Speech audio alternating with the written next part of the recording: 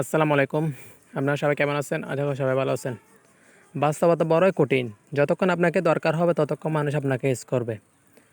যেমন ধরেন কিছুদিন আগে আমরা রমজান মাসে একটা ছাগলের মাংস বিক্রেতার একটা ভিডিও ভাইরাল হয়েছিল।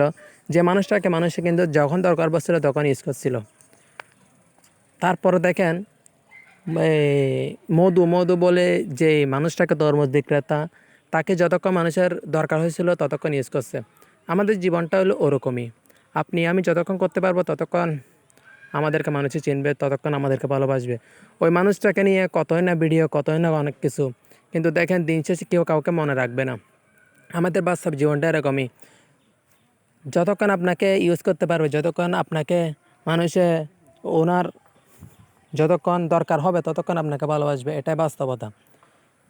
তো আমাদের জীবনটা ওরকমই। দিতে পারবেন তো সবাই ভালো, দিতে পারবেন না তো সবাই খারাপ। যতক্ষণ আপনি ইউজ হবেন ততক্ষণ আপনার দাম, যতক্ষণ আপনি ইউজ হবেন না তখন আপনার দাম নেই। এটা আমাদের সমাজের বাস্তব চিত্র। তো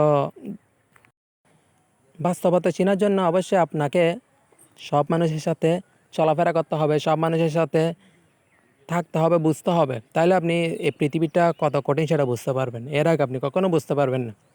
সবাই ভালো থাকবেন, সুস্থ থাকবেন। আমার কথায় যদি কেউ কষ্ট পেয়ে থাকেন অবশ্যই ক্ষমার দৃষ্টিতে দেখবেন।